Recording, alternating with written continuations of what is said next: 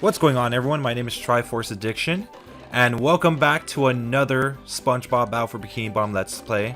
So in the last episode we finished up Rock Bottom, and now we are finally going to get into Area 3 of this game. So the first thing we need to do, and this is actually something that I forgot to do, is that we had to go to the chum bucket and actually collect the golden spatula that is hidden near the air duct. So let's actually do that real quick. Authorities have confirmed that the robots running amok through Bikini Bottom are indeed coming from the chum bucket. Yes, right where you're standing. Plankton, owner of the chum bucket, and best known for the creation of robots whose sole purpose is to cause mayhem and destruction, has denied any involvement. And then stomp on your children! And stomp on your children's children! This has been a Bikini Bottom news flash. They serve food here, yes, but they don't serve love. But they don't serve love. So at this point, you should already learn that the robots are actually coming from Plankton's, well, the chum bucket. But of course, you obviously know that from the beginning of the game. But like, I guess in a story perspective, SpongeBob at this point would not know about it. So yeah.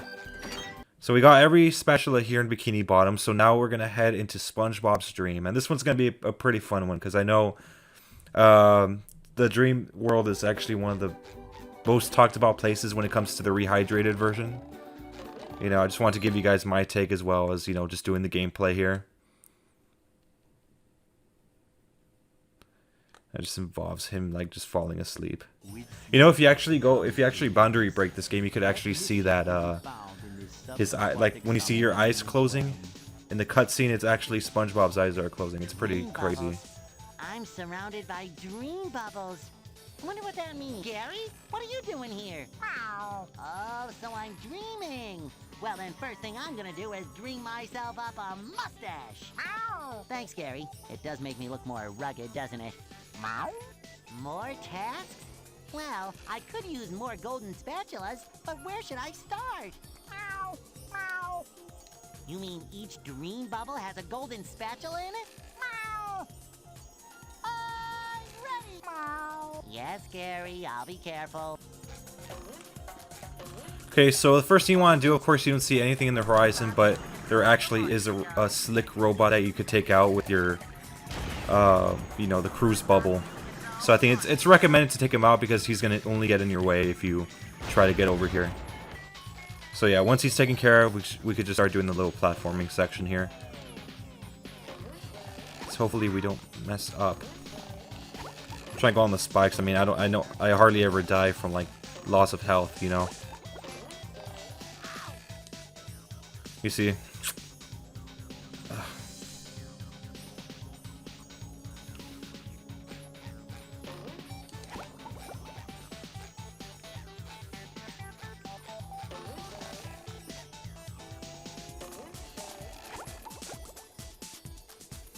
I'm trying not to, like, get knocked back so hard to the point where I, like, end up falling like a mile away, so.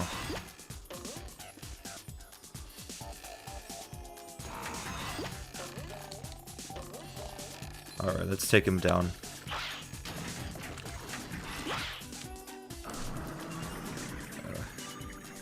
There we go.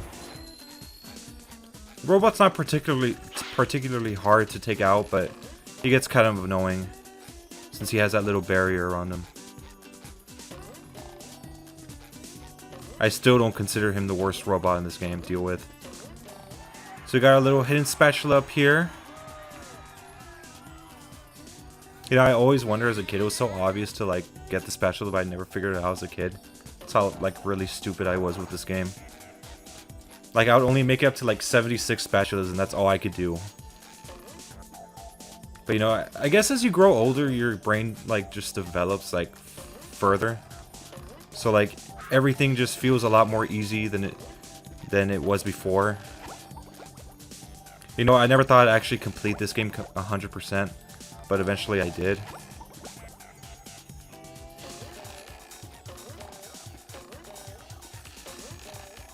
Okay, so the first thing we're gonna do is head into Sandy's Dream. We have enough shiny objects, yeah. Alright, so let's Let's use this.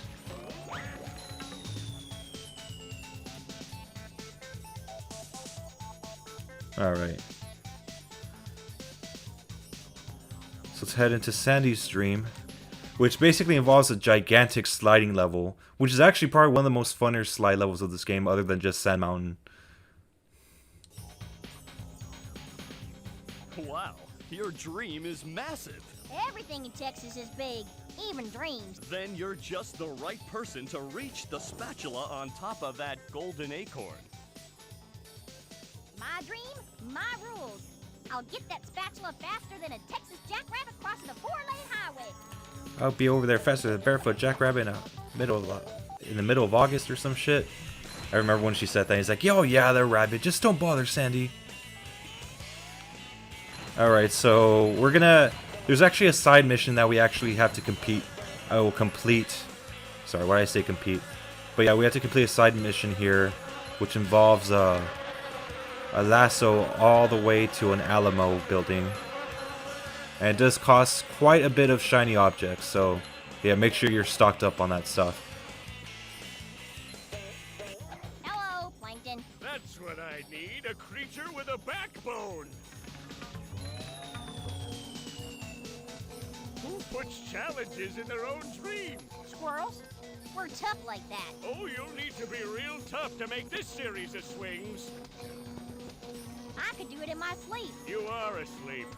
As I said, in my sleep. Well, there's a golden spatula out there for you if you make it far enough. I'll do it so fast, it'll make your head spin faster than a horny toad on a merry-go-round. Why can't I ever just dream normal? Yeah, that actually is a good idea. Why don't we have a dream of Plankton? You know? Has anyone ever, like, thought about that? Like, we have dreams about, like, every main character except for Plankton. That would have been cool to, like, try to stop Plankton as a boss, you know? No one ever thought about that. Kind of sad. The only time we ever got that dream was in Creature from the Krusty Krab.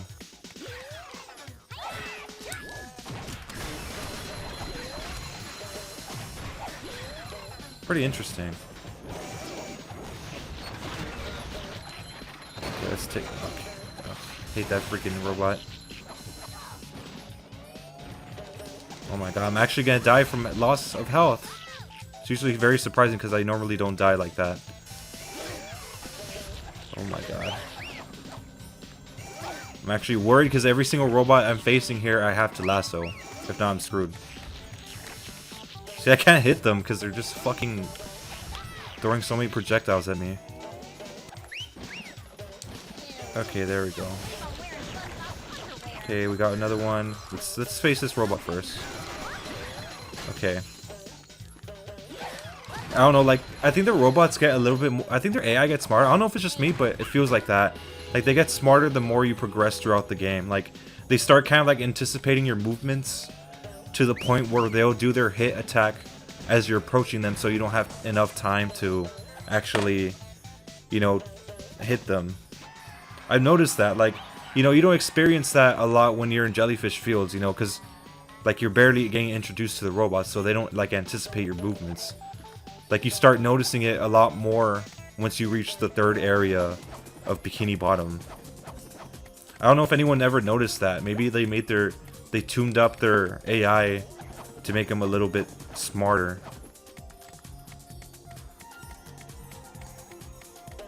That's why also I noticed that the Chuck robot is even, like, it's like considerably stronger at this point of the game.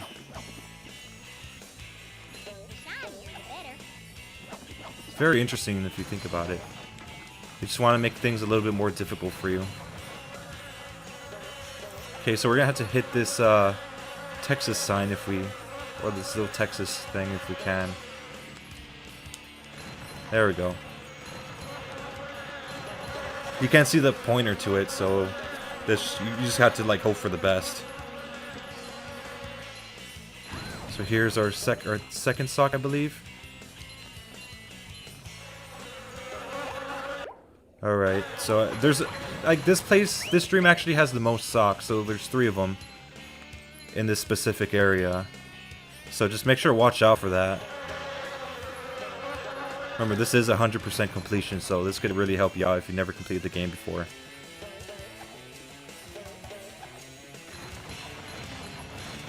Oh my god.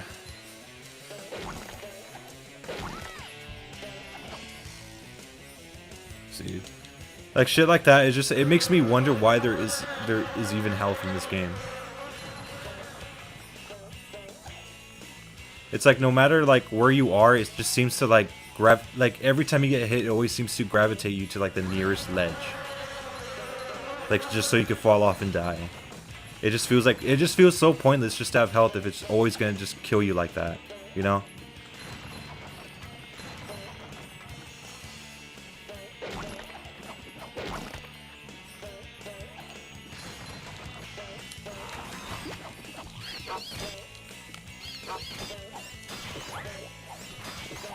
See, look at that. Like I didn't even approach this guy yet, and he's already doing his attack. See, I think they are getting. I think they do get smarter over time.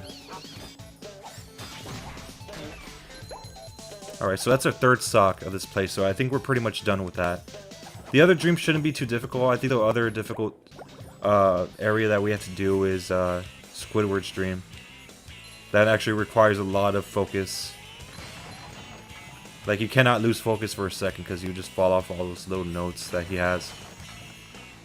It's a very good dream to have for Squidward.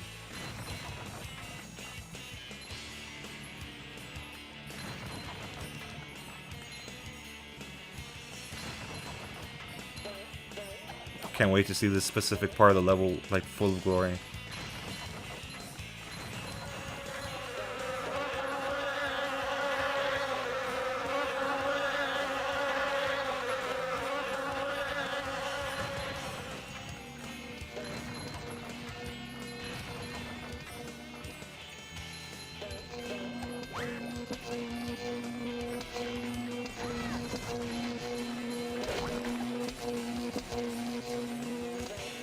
So here we are, we finally made it to the acorn.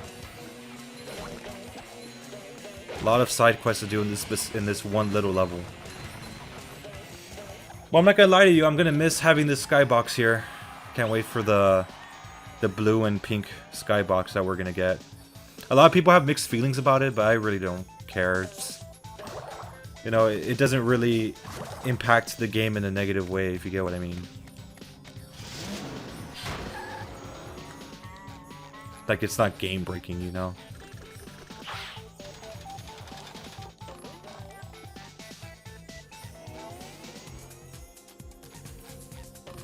So now we're gonna head into Squidward's stream. Well, that was close.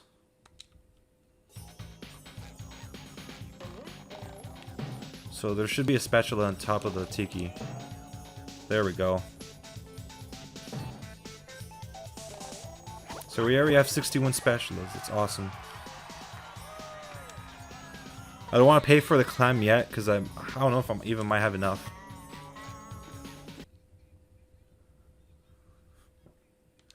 For heaven's sake, boy, cover your ears. Mr. Krabs?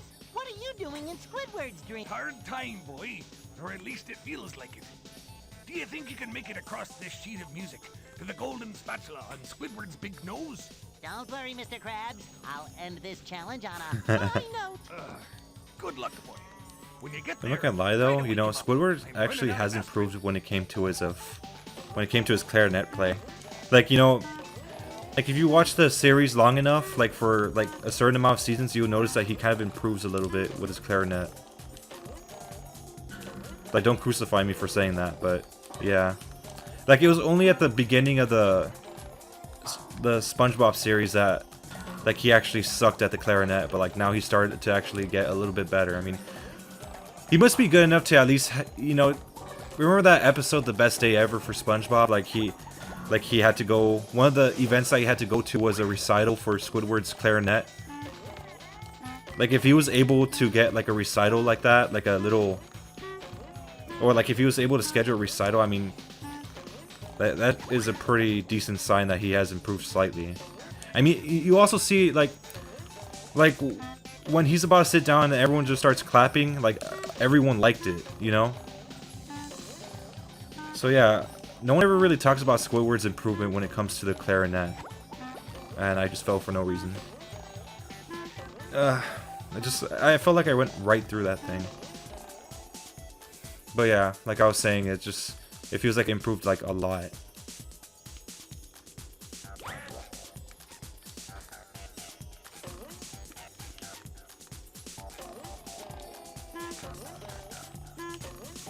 I think Squidward would have been a better artist, or like a music artist, if he wasn't too conceited. Like, he'd be like as good as Squilliam, probably. And it's so weird, like, you know, Squilliam always passes himself off as being better than him, but we never see him once play the clarinet. Like, you know, he's very successful, he's very rich, he has his own band and everything, and like, yet we never see him perform one little note on the clarinet or anything. Like, anything that's music related.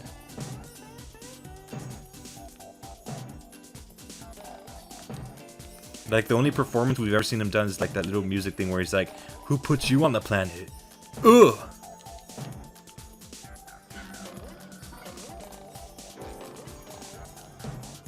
Okay, so we have to get this sock somehow. Yeah, I'm not gonna reach that. I'm always trying to find a way to, like, not go through all this again.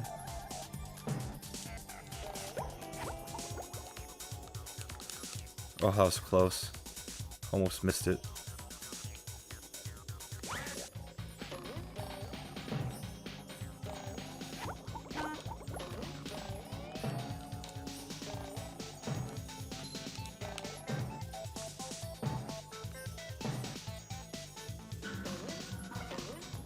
So let's see what we can do here.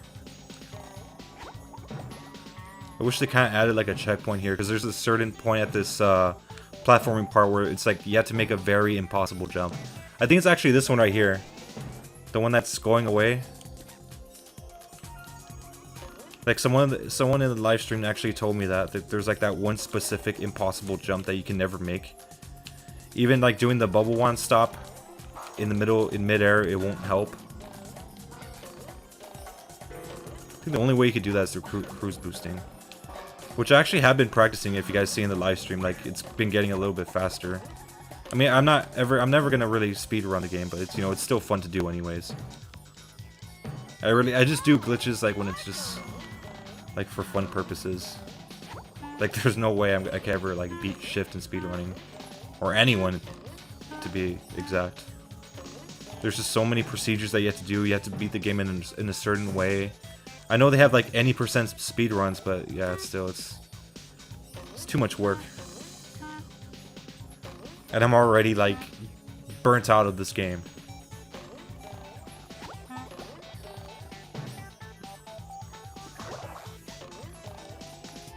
Okay, so let's head out of the stream. I wonder what he has to say.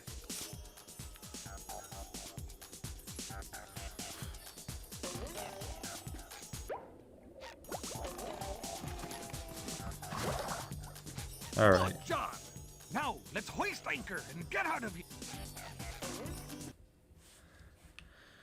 Okay, so now we have to head down these platforms.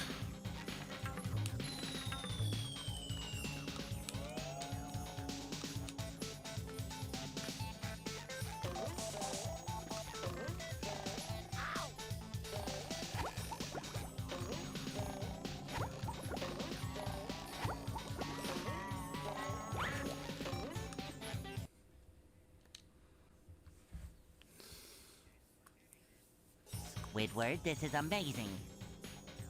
Amazingly awful, you mean? Mr. Krabs is dreaming of the Krusty Krab. What a surprise.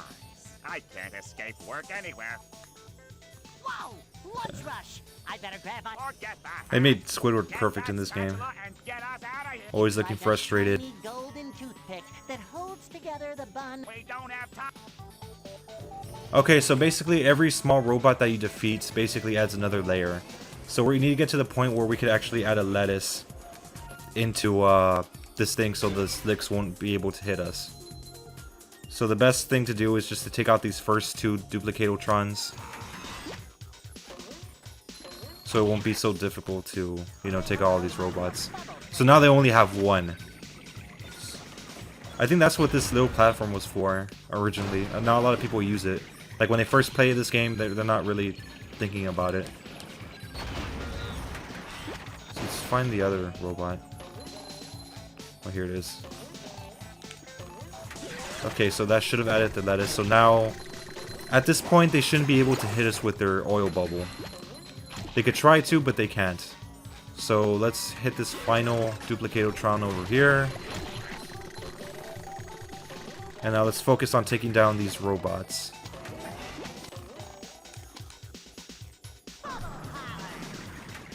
There we go. You just need to take one more slick out. Hopefully these robots don't get in the way. Okay, so now, I think that's it. Yeah. So we just need to take this one out. Make sure you take these robots out as soon as you can, because they are pretty strong. I don't know why his fire's not coming out. So this robot actually does have a special feature in it. Like the fire color normally is like, you know, orange, but if you have a GameCube, like the original GameCube and not an emulator, you can actually set the date to your birthday or like St. Patrick's Day, and you could end up actually having a different color of flame. So like if it's St. Patrick's Day, it'll be green. If it's your birthday, I think it'll become pink. And they even have one for the 4th of July. The 4th of July is red, white, and blue, so it's a pretty cool Easter egg. I'm hoping they actually keep that in the game or in the remake. Okay, so we finished up Mr. Krabs' dream, so all we have to do now is just go to Patrick's dream, which is probably the easiest one. It's not probably, it actually is. So let me use this cheat. Okay, there we go. Wait, what am I even paying for here? Like, I don't even know what I'm paying for. I feel like the things move the same way. Okay, so... Fuck. Okay. I never liked this, this platforming part. It's always confusing to me. You can never, like, get it down correctly. There we go, he's gone. So we got the last spatula here, so now we just need to go into Patrick's Rock to get the last spatula in this entire level. Let's put this right here. It's not like we're ever gonna need the box, but you know. Okay, so Patrick's basically gonna talk to you saying, oh, find this golden spatula's right there.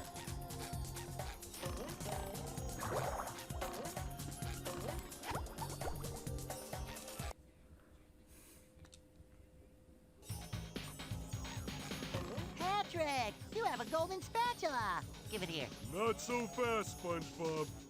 You'll have to pass my test before you get this. Very well, sir. Challenge accepted. It's not the first time that you're gonna see this type of joke here. Challenges. Just letting you know. To find the You also see in the movie, like, You're holding you have to do these combat arenas with SpongeBob, and usually they get harder as you progress, but the last one, Planktopolis, actually has you going as Patrick and just defeat one jellyfish, and that's it. So cool fact about this is that this is pretty much an infinite void, so you could pretty much go through this black void and you always end up back to where Patrick is. It is pretty interesting. I like how they put this into the game. I hope they don't remove it from the Rehydrated. See? It just took me straight towards the door.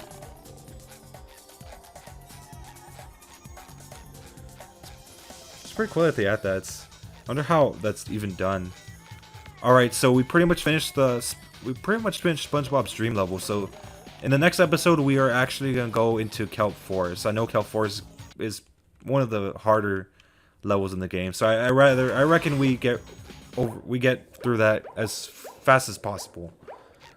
So yeah. Alright guys, so that's gonna be the end of this episode. My name is Triforce Addiction. Make sure to subscribe to the channel if you are new. Let's try to reach that 500 subscriber goal. Because we are about, I believe, 70 subscribers away from reaching the 500 goal. And, you know, doing this whole charity event, it's actually helping me grow a lot more. So, yeah, make sure to tell your friends about me. You know, tell anyone that may be interested in, you know, SpongeBob Rehydrated. And, yeah. But anyways, have a wonderful day, guys. I'll see you in the next one. Thank you.